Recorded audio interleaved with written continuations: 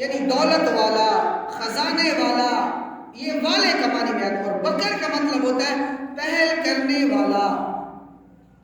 بکر صبح سویرے کے ٹائم کو عربی میں بکورا کہتے ہیں، یعنی بکر اسی صبح کے ٹائم سے نکلا ہے، یعنی پہل کرنے والا۔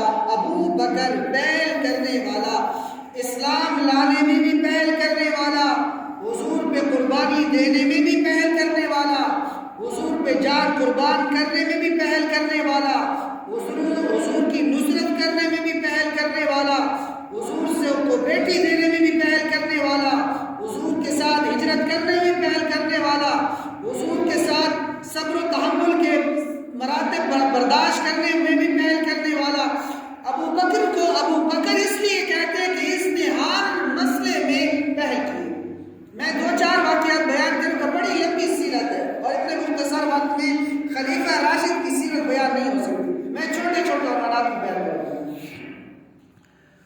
ابو بکر رضی اللہ عنہ نے بچپن میں بھی کبھی بت پرستی نہیں کی۔ ابو بکر رضی اللہ عنہ نے کبھی بچپن میں بھی بت پرستی نہیں کی ہے۔ جیسے عموماً یہ آپ بھی اس بات کو سوچ لیں، ذہن میں رکھ لیں، بہت سارے بندوں کی جوانی ہٹی ہوتی ہے، بڑھاپے پہ راستے پہ آ جاتے ہیں۔ بہت سارے بندوں کی جوانی اللہ کے راستے پر ہوتی ہے، بڑھاپے میں ہٹ جاتی ہیں۔ یہ عموماً اکثر ایسا ہوتا رہتا ہے، بہت سارے بندے جوانی میں راستے سے ہٹ جاتے ہیں، پر جب بڑھاپا سر پہ آتا ہے تو وہ لائن پہ وہ سیدھے ہو جاتے ہیں۔ تو ابو بکر صدیق رضی اللہ عنہ نے بچپن سے لے کر 55 تک کبھی بھی بت پرستی نہیں کی۔ روایت میں آتے ہیں اس کے والد ابو قحافہ رضی اللہ عنہ، ابو قحافہ نے صدیق کی انگلی پکڑی اور اس کو کہا کہ بیٹا آج میں تمہیں اپنے خداؤں کے پاس لے جاتا ہوں، یہ وہ خدا ہے خانہ کعبہ میں جو 360 بت رکھے ہوئے تھے، ان کے بارے میں کہا کہ بیٹا یہ ہماری خوشی غمی کے مالک ہے، یہ ہماری عزت ذلت کے مالک ہے، یہ بیٹیاں دینے والا ہے، یہ بیٹا دینے والا ہے، یہ دولت دینے والا ہے، یہ خوشی دینے والا ہے، یہ غمی لانے والا ہے، یہ پیسہ دینے والا ہے، یہ روزی دینے والا ہے۔ سارے کے سارے بتوں کے بارے میں یہ کہا کہ بیٹا ان سے مانگ، یہ ہمارے مشکل کشا ہے، یہی ہمارے حاجت روا ہے، یہی ہمارے دستگیر ہے۔ ابو بکر صدیق رضی اللہ عنہ گم سم کھڑے ہو گئے۔ تو باپ نے سوچا شاید یہ میرے سے شرم کر رہے، میرے سامنے بتوں سے اپنے خداؤں سے کچھ نہیں مانگ رہے۔ تو باپ ایسے بت خانے سے باہر چلا گیا، اس نے کہا یہ میرے سے شرم سے نہیں مانگ رہا، میں چلا جاؤں گا تو باہر چلا جاؤں گا، شاید میرے شرم سے نہ کر رہا۔ جیسے باہر چلے گئے تو ابو بکر صدیق میں ابراہیم کی رگ پھڑک اٹھی۔ جیسے باپ باہر گئے تو حضرت ابو بکر صدیق میں ابراہیم علیہ السلام کی رگ پھڑک اٹھی۔ ابو بکر صدیق نے ایک بت کو اٹھایا، دوسرے پر، دوسرے کو، تیسرے پر، ایسے بتوں کو بچھایا۔ باپ کو ٹک ٹک کی آواز آئی کہ کیا ہو گیا، خیر تو ہے۔ باپ جیسے بھاگتا ہوا اندر آیا تو بہت سارے بت شہید ہو چکے ہیں، بہت سارے بت زخمی ہو چکے ہیں۔ تو باپ نے ابو بکر صدیق کو مارتا مارتا مارتا گھسیٹتا گھسیٹتا گھر تک لے گیا۔ ماں نے دیکھا، ماں ہوتی ہے، ماں نے پوچھا کیوں مار رہے ہو؟ کہا کہ میں نے اس کو کہا کہ یہ جو ہمارے خدا ہے ان سے کچھ مانگو۔ میں نے کہا کہ شاید میرے شرم سے ماں نہ مانگ رہا ہوں، میں باہر چلا گیا، جب میں واپس آیا تو اس نے بتوں کو توڑ پھوڑ کے رکھا ہوا تھا، میں اس لیے اسے مار رہا ہوں۔ تو ماں نے کہا اے ابو قحافہ اس کو کچھ نہ کہو، اے ابو قحافہ اس کو کچھ نہ کہو۔ باپ نے پوچھا کیوں؟ تو ماں نے کہا کہ جب یہ میرے پیٹ میں تھا تو غیب سے میرے پاس آواز آتی تھی، جب یہ میرے پیٹ میں تھا تو ہاتف غیب سے آواز آتی تھی کہ ابشری بالولد العتیق اسمہ فی السماء صدیق۔ فرمایا کہ تجھے مبارک ہو ایسے بیٹے کی جو جہنم سے آزاد ہے۔ ابشری بالولد العتیق، تجھے خوشخبری ہو ایسے بیٹے کی جو جہنم سے آزاد ہے۔ اور ابشری بالولد العتیق اسمہ فی السماء صدیق، اور جس کا نام آسمانوں پہ صدیق ہے اور جو غار میں نبی کا رفیق ہے، جو غار میں نبی کا رفیق ہے۔ ابو بکر صدیق رضی اللہ عنہ زمانے جاہلیت میں کبھی شراب بھی نہیں پی، حالانکہ اس وقت شراب ایسے سمجھی جاتی تھی جیسے ہم بچوں کو گٹی پلاتے ہیں نا، تو جاہلیت میں لوگ اپنے بچوں کو شراب گھٹی کے طور پر پلاتے ہیں. ہم جب ان کو گھٹی دیتے ہیں نا تو جاہلیت میں لوگ اپنے بچوں کو گھٹی کے طور پر شراب استعمال کرواتے تھے. لیکن ابو بکر صدیق نے فرمایا میں اپنی عقل کو ضائع نہیں کرنا چاہتا ہوں، اس لیے میں نے کبھی بھی شراب کو نہیں لگایا. اور ابو بکر صدیق رضی اللہ عنہ کو ایک خواب ملا، سفر میں تھے، تجارت کے سفر میں تھے، خواب ملا. بحیرہ راہب کا نام آپ نے سنا ہوگا. بحیرہ راہب ابو بکر صدیق اسی راستے سے گزر رہے تھے، رات کو خواب ملا تو بحیرہ راہب کے پاس گئے. اس بحیرہ راہب کو بتلایا کہ مجھے رات میں یہ خواب ملا، اس کی تعبیر کیا ہے. تو بحیرہ راہب نے کہا کہ مجھے بھی اس نبی کی بعثت کا انتظار ہے، میں بھی اسی کے انتظار میں بیٹھا ہوں کہ وہ نبی کب مبعوث ہو، کب وہ نبی مکہ کی دھرتی پر ظاہر ہو اور میں اس کے ہاتھ میں اسلام قبول کر لوں. مجھے یہ تیرا خواب اس بات پر دلیل ہے کہ تمہارے علاقے میں نبی آخر الزمان کی بعثت ہوگی اور تو دنیا میں اس کا وزیر بھی ہوگا اور مرنے کے بعد اس کا خلیفہ بھی ہوگا اور تو اس کے ہاتھ پر اسلام بھی پہل کر قبول کرے. صدیق فرماتے جب یہ مجھے اس نے تعبیر بتلائی تو میں اسی تلاش میں پڑ گیا. میں یہ سوچ میں تھا کہ کب وہ وقت آئے گا کہ میری دھرتی پر، میرے شہر میں، میرے ملک میں وہ نبی کب مبعوث ہو اور میں صدیق اس کے ہاتھ میں اپنا ہاتھ دوں.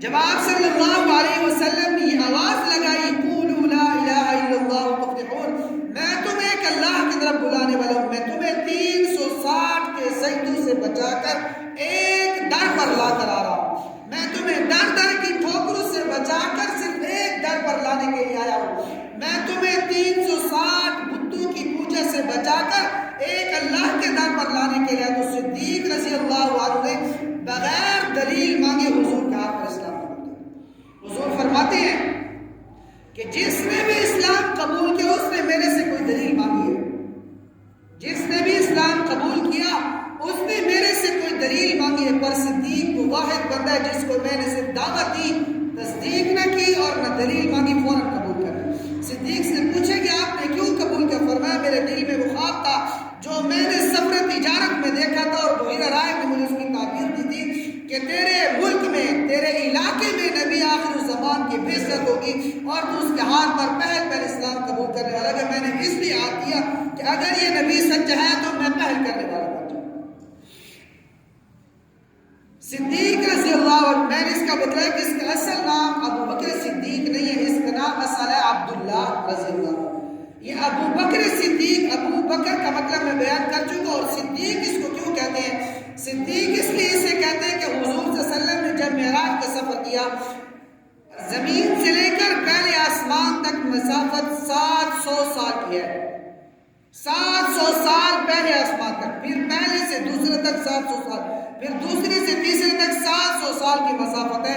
حضور صلی اللہ علیہ وسلم نے معراج رات کے کچھ حصے میں کیا، یعنی اس دھرتی سے سفر کرتے ہوئے 7 آسمان کراس کر کے، جنت جہنم کی سیر کر کے، سدرۃ المنتہا کی سیر کر کے، عرش معلیٰ پر پہنچ کر اللہ کی زیارت کر کے، نماز کا تحفہ لے کر، موسیٰ سے ملاقات، عیسیٰ سے ملاقات، آدم سے ملاقات، خضر سے ملاقات، حضرت یوسف علیہ السلام سے ملاقات کرتے ہوئے حضور دھرتی پر تشریف لائے. ابھی صبح نہیں ہوئی تو حضور صلی اللہ علیہ وسلم صبح جب یہ معراج کر کے آئے تو حضور صلی اللہ علیہ وسلم صحابہ کو بتلا رہے تھے کہ میں رات کے کچھ حصے میں آسمانوں پر گیا، میں نے جنت جہنم کی سیر کی، میں نے اللہ کا دیدار کیا اور میں آپ کے لیے نماز کا تحفہ لے کر آیا. جلے مشرکین نے کہا سنیے کہ جلے اتنی منزل تے یہ تو جھوٹ مرے بیٹھا، اتنی منزل تے پہنچ گئی ہے، 700 سال کی مسافت، ایک آسمان، دوجا تیجا 7 آسمان، عرش معلیٰ، سدرۃ المنتہا، جنت جہنم کی سیر، اللہ تعالی ملاقات، نماز کا تحفہ کن کے لیے جلدی آ گئے؟ کافر اس وقت مذاق اڑا پڑا گیا. صدیق رضی اللہ عنہ کو ابو جہل کہتے صدیق کی طرح کہتے اگر ایک بندہ آ کے کہ میں ایک رات دے وچ آسماناں تے پہنچا، میں 7 آسمان کراس کیتے، میں جنت جہنم کی سیر کیتی ہے، میں سدرۃ المنتہا دا دیدار کیتا، میں عمر دا بنگلہ ڈٹھا، میں بلال حبشی دی آواز سنی ہے، میں عذاب ڈٹھے، میں نعمت ڈٹھے، میں ابو بکر صدیق دا तोहफा गिन के भी रात दे टाइम में आ गया ये गाल सच नहीं सकती। अबू बकर ने फरमाया नहीं सच ये गाल सच नहीं थी सकती जो इनके रातों रात एक बंदा मान सकता है। फरमाया से करे गाल सच नहीं थी सकती वक्त तेरे यार मोहम्मद दावा करे बैठा। अगर ये गाल सच नहीं थी सकती तो वक्त तेरे यार जनरल तेरी यार ये ना जरा तेरे जिगरी यार है मोहम्मद रसूलुल्लाह सल्लल्लाहु अलैहि वसल्लम वो इस बात का दावा कर रहा है कि मैं इतनी सफर करके आ रहा हूँ। सिद्दीक फरमाते फिर वो सच है। तो अबू जहल ने कहा पहले तो तू आधा पियावे की पूरे हुण तो आधा सच हुआ क्या है। सिद्दीक ने फरमाया कि जब वही की खबरें वो हमें बतलाते हैं हमें तो पता ही नहीं होता। जब हम वही की खबरों पर ईमान लाते हैं तो इसमें हमारा हम कैसे नहीं मान रहे। जब हम वो बातें मानते हैं कि न हमने जिब्राइल को देखा न कुरान को देखा न नमाज को देखा हम जब गैब की खबरों पर ईमान लाते हैं तो इसमें हम ईमान क्यों डालें। हुजूर के पास जब ये खबर पड़ी तो फरमाया अंता सिद्दीकुल सिद्दीक तू सच्चा है। तो मैं दरमियान में टुकड़े टुकड़े करके बयान कर रहा हूँ क्योंकि इतना टाइम नहीं होता और सीरत इतनी लंबी चौड़ी बयान नहीं की जा सकती। मुख्तसर किस्म के जो नुक्ते हैं वो मैं आपके सामने रख रहा हूँ। तो हुजूर सल्लल्लाहु अलैहि वसल्लम ने जब इस्लाम की दावत दी तो इस्लाम के दामन में आ जाना तब ऐसा होता था जैसे भट्ठे में घुस जाना, जैसे तपती रेत और भड़कती हुई आग में घुस जाना तब इस्लाम में दाखिल होना इतना बड़ा जुर्म होता था कि उस जुर्म की सजा हमारी आंखें ना बर्दाश्त कर सकती और ना हमारे कान सुनने का ताल्लुक कर सकते। हम बतौर किस्सा बतौर कहानी सुन सकते हैं बाकी सबको अपनी आंखें बर्दाश्त नहीं कर सकते। तो सहाबा किराम पर जैसे जुल्म के पहाड़ टूटे तो हुजूर सल्लल्लाहु अलैहि वसल्लम शेब अबी तालिब हुजूर सल्लल्लाहु अलैहि वसल्लम को शेब अबी तालिब में महसूर कर दिया गया। हुजूर सल्लल्लाहु अलैहि वसल्लम के पूरे खानदान के साथ सोशल बाइकाट कि न इनको कोई सौदा देगा न इनसे कोई खरीदेगा न देगा, ये भूख में मरे। ये बड़ा दर्दनाक शेब अबी तालिब का किस्सा बहुत दर्द वाला है। वक्त नहीं है अगर मैं इसमें बात करता भी आगे नहीं चलूंगा। हुजूर सल्लल्लाहु अलैहि वसल्लम ने सहाबा को इजाजत दे दी कि जो हिजरत करना चाहता है वो हिजरत कर ले। काफी सारे सहाबा किराम हबशे की तरफ चले गए तो सिद्दीक भी हिजरत करने के इरादे से घर से निकला। रास्ते में एक मकान पर पहुंचा तो वहां कुरैश मक्का के बड़े सरदार इब्न दुहन्ना रास्ते में इससे मुलाकात हो गई। तो उसने सिद्दीक से पूछे सिद्दीक कहाँ जाने का इरादा है। फरमाया कि मुझे मेरे शहर वाले रहने नहीं देते, मैं ये मक्का छोड़कर जा रहा हूँ। तो इब्न दुहन्ना ने कहा तेरा जैसा बंदा ना निकल सकता है ना उसको निकाला जा सकता है। यानी सिद्दीक तेरे जैसा बंदा ना निकल सकता है ना उसे निकाला जा सकता है। क्यों? फरमाया सिद्दीक तू तो वो बंदा है जो बेआसरू का आसरा है, तो बेसहारू का सहारा है। जो नहीं कमा सकते तो उन्हें कमा कर देता है, जो नहीं खा सकते तो उन्हें खिलाता है, जो पहन नहीं सकते तो उन्हें पहनाता है, जो चल नहीं सकते तो उन्हें चलाता है, जो कमजोर है तो उनकी मदद करते। सिद्दीक तेरा जैसा बंदा ना निकल सकता है ना निकाला जा सकता है। मैं इब्न दुहन्ना तुझे अपनी स्पोर्ट में अपनी अमान में तुझे दोबारा मक्का ले जाता हूं तो मेरी अमानत में रहेगा। तो सिद्दीक रज़ी अल्लाह अन्हु को इब्न दुहन्ना वापस मक्का ले आए। उधर रात के वक्त जो कुफार मक्का की मीटिंग हुई तो मीटिंग में इब्न दुहन्ना ने कहा देखो मैंने सिद्दीक को पनाह दी, मैंने सिद्दीक को पनाह दी, खबरदार जो किसी ने सिद्दीक पे उंगली खड़ी की। तुमने कहा हम आपकी पनाह का एहतराम करने पर हमारी भी एक दो शर्त है। वो शर्त ये है कि सिद्दीक जो इबादत करे दिल खोल के करे, तिलावत करे दिल खोल के करे, पर करे घर की चार दीवारी में। घर की चार दीवारी से बाहर निकलेगा तो वक्त कुरान की तिलावत सुन से सारी औलाद सारी औरतें कुरान सुन से उसने पेट चनासन कुरान की कशिश है, कुरान एक मैग्नेट है मकरतीस से कुरान बनने को शिकेंगे।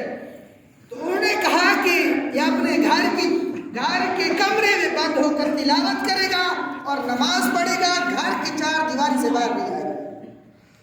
सिद्दीक रज़ी अल्लाह अन्हु को इब्न दुहन्ना ने यह सूरत हाल बतला दी। सिद्दीक रज़ी अल्लाह अन्हु ने फरमाया ठीक है।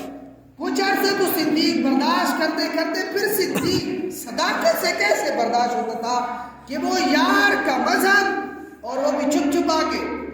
तो सिद्दीक ने घर के बाहर मस्जिद बना दी और जोर से तिलावत اور پھر وہ صدیق جس کی آواز بھی ایسی تھی، حضرت صدیق بعد میں باغار کو کنتے ارتگار میرے کو کنتے میں دیے میں ولیٹ کے نہیں آنے نا پر گار میرے کو بھٹ دیے پاتی میں کچھ کو ولیٹ گھننا نا.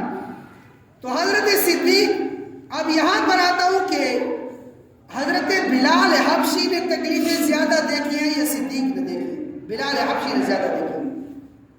بلال حبشی نے تکلیفیں زیادہ، صہیب رومی نے تکلیفیں زیادہ دیکھی، پر مقام صدیق کا کیوں زیادہ؟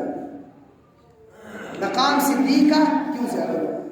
ایک تو ہے علمی جواب. علمی جواب یہ ہے کہ جس کو نبی نے اپنی زندگی میں مصلح امامت پڑھ کر کیا کیا تو یہ اس کے اولیت کی دلیل ہے، یہ اس کے خلیفہ کی دلیل ہے، یہ اس کی افضلیت کی دلیل ہے. جب صدیق دنیا میں موجود تھے، عمر کو کہا کہ عمر امامت کروا، تو عمر نے کہا صدیق کی موجودگی میں عمر کتنی جرأت کہا کہ وہ مصلح امامت پر کھڑے ہو جائے، صدیق کی موجودگی میں عمر امامت نہیں کروا سکتا. تو صدیق، ایک علمی جواب یہ ہے کہ صدیق کو جو مقام میرے نبی نے دیا وہ میری اور آپ کا مقدار ہے. اور دوسرا، صدیق رضی اللہ عنہ کے گھر سے پوچھا گیا کہ صدیق کون سی ایسے عبادت کرتی ہیں، کون سا ایسا مجاہدہ اور ریاضت کرتی ہیں کہ یہ ہم سے سب سے آگے. تو اس کی بیوی نے کہا اور تو کچھ نہیں کرتے، پر یہ ہے کہ رات کو آ کر نا تھوڑی دیر کے لیے مراقبہ کرتے ہیں، اور مراقبے کے بعد جب یہ سانس باہر نکالتے نا تو اس کے سانس سے ایسے بو آتی ہے جیسے گوشت اندر بھون کیا ہو، بھنے ہوئے گوشت سے جیسے بو آتی ہے نا، اس کے سانس سے وہ بو آتی ہے. مطلب یہ کہ اس کے دل اسلام کی رغبت اور اسلام کے پھیلانے میں اس کا دل اتنا جلتا تھا. بات آگے نہ نکلے اس کو آپ مجھے گئے. تو جب صدیق رضی اللہ عنہ سے کیسے برداشت ہوتا کہ وہ بھی یار کا مذہب، وہ بھی یار غار کا مذہب ہو اور اس کو بھی چھپ چھپا کر کیا جائے، ایسا ہو نہیں سکتا. صدیق نے برسر عام تلاوت شروع کر دی تو ادھر قریش مکہ کی بڑی بڑی عورتیں، بڑے بڑے سرداروں کے بیٹے وہ صدیق کے پاس آنا شروع ہو گئے، کیونکہ قرآن کی تو کشش ہے، قرآن تو کھینچتا ہے. کال میرے گھنٹے بہتی ہے باقی میں تھوڑا جو گھنٹے گیتی بنا 45 منٹ بس آخری بات اس جگہ کر کے انشاءاللہ زندگی باقی تو اگلے جمعے پر بات کروں. قرآن مقدس کی ایک اپنی تاثیر ہے، ایک اپنا مزہ ہے، ایک اپنی چاشنی ہے، پر ایک تو ساری کیوں بولی. قرآن اگر دل سے پڑھا جائے نا، قرآن اگر دل سے پڑھا جائے تو قرآن واقعی اثر کرتا ہے، پر ہمارے پہ قرآن کیوں اثر نہیں کرتا؟ کچھ وجہ اس کی ہے کہ ہمارے دل زنگ آلود ہو چکے ہیں. یعنی لوہے تے زنگ لگوئے نا اس تے رنگ اثر نہیں کرے گی، پہلے اس زنگ ہٹاونا پوندے بعد چکو پینٹ کرنی پوندے. ہمارے دل زنگ آلود ہو چکے، اور یہ زنگ کب ختم ہوگا؟ جب ہم قرآن کی تلاوت کثرت سے کریں گے اور ذکر اللہ کثرت سے کریں گے، پھر اللہ کا قرآن فوراً دل پہ اثر کرے گا. اللہ کا قرآن صحابہ کے بارے میں کیا فرماتا ہے؟ وَإِذَا سَمِعُوا مَا أُنزِلَ إِلَى الرَّسُولِ تَرَىٰ أَعْيُنَهُمْ تَفِيضُ مِنَ الدَّمْعِ. جب صحابہ قرآن سنتے تو ان کی آنکھوں میں آنسو روانہ ہوتے. آج ایسا قرآن سننے سارے دل بھی نہیں تھڑکتا، سارے وال بھی کھڑے نہیں تھی دے، کیونکہ سارے دل کی قرآن دی عظمت، قرآن دی رفعت، قرآن دی شان، قرآن دا مرتبہ وہ سارے دل کو لے کے چکے. اس وجہ کو قرآن وہ ختم کی گئے، قرآن جو تاثیر ہوئے باقی ہے پر سارے دل وہ ختم کی گئے، سارے دل زنگ آلود کی چکے. اس وجہ کو قرآن سارے دل اثر نہیں کرے گا. یہ قرآن تو ہمیں کردار سکھاتا ہے کہ قرآن ہمیں کردار سکھاتا ہے. بہت سارے صحابہ کرام نے نہ تبلیغ کی نہ جہاد کیا، صرف بہت سارے لوگوں نے ان کا کردار دیکھ کر اسلام قبول کیا. آج لوگ ہم سے کیوں دور ہو رہے ہیں؟ ہمارا کردار ایسا ہے کہ قابل نفرت ہے. میرا اور آپ کا کردار قابل نفرت ہے، قابل ستائش نہیں ہے. ہم مسلمان کہلانے کے لائق نہیں ہیں. ہم مسلمان ہیں، ایک پنکچر کی جگہ 2 پنکچر لگا لیے. ملاوٹ تو ہمارا، اللہ معافی دے میں اس کو اور نام نہ دوں، بلکہ میں کو ملاوٹ تو ہماری طبیعت میں گھسی ہوئی ہے. ہم جب تک ملاوٹ ہوں کوئی بھی شے ایسا رکھو یار اس سے ملاوٹ تک ہونی، افسوس اتنا دل کو درد تھی، اتنا دکھ لگتا ہے کہ میں مسلمان تھی کہ تے میرے کو لیا مسلمان کوئی جیسی ملاوٹ تک ہونی. حالانکہ حق تو یہ ہے ہی کہ اکھ بند کر کے اگلا گنے جو مسلمان دا مال اس ملاوٹ ہو آئی لوگ سارے کو اس وجہ کو دور دور بہندے پہن کے سارا کردار اس قابل نہیں ہے. ہمارا کردار اس قابل نہیں کہ لوگ ہمارے پیچھے چلے. صحابہ کا تو کردار قابل رشک تھا کہ اللہ نے فرمایا ایسا ایمان لاؤ جیسے میرے نبی کے شاگرد لائے, جیسے میرے نبی کی یونیورسٹی کے طالب لائے نا, ایسا ایمان لاؤ. ہمارے بارے میں اللہ نے نہیں فرمایا کہ ایسا ایمان لاؤ, کیونکہ ہم سے تو بدبو آتی, ہمارے کردار سے تو تعفن پھیلتا ہے, ہمارے کردار سے تو مسلمان بیزار ہے, اور تو اسلام میں آئے پر جو مسلمان ہے وہ بھی ہم سے تنگ ہے.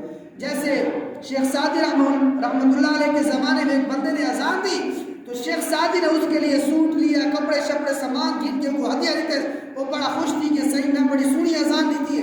شیخ سعدی نے فرمایا تو خوش نہ ہو جا جو یہ میں نے تجھے گفٹ دیا نا, میں نے تیری اذان کی خوبصورتی کی وجہ سے نہیں دیا, بلکہ میں تے تو اس واسطے تھے کہ اللہ کے نام تے والا اذان نہ دے ہی کہ میرا مسلمان نواں کیا ہے تیری اذان سن کے کافر بنا. تو خدا کے واسطے یہ ہم جو صحابہ کی سیرت بیان کرتے ہیں, سیرت کا مطلب یہ نہیں کہ ہوا سن سی ہوا عمل کرے سے اللہ کا آسمان عمل کرے سے, بلکہ میرے اور آپ کے لیے. آج ہم ذلت و رسوائی میں کیوں جا رہے ہیں؟ مسلمانوں کے پاس بڑی طاقت ہے, سب سے بڑی طاقت ان کے پاس کلمے کی طاقت ہے. 313 ہو کے 1000 کے لشکر کو ریوڑ کی طرح بھگا رہے ہیں. آج مسلمان تقریباً 1.5 کروڑ کو زیادہ دنیا مسلمان ہے, پر ہر جھاتے مسلمان پیس دبی ہے. ہر جگہ پر میری بہن کی عزت کو لوٹا جا رہا ہے, ہر جگہ پر میری ماں کی عصمت دری کی جا رہی ہے, ہر جگہ میرے سامنے میری بہن کا دوپٹہ اتارا جاتا ہے. کیوں؟ میں بغیرت کی گیا, میرے کو اسلام میرے کو ایمان چلا گیا. ایمان تے کو غیرت دار سے دیتا ہے, کو اپنے پیروں تے کھڑے کیے من دار سے دیتا ہے. اسلام تجھے یہ دار سے دیتا ہے کہ اگر تیرے میں ایمان ہے, جرت ہے, تو پھر صحابہ جیسی ثابت قدمی دکھا, زندگی باقی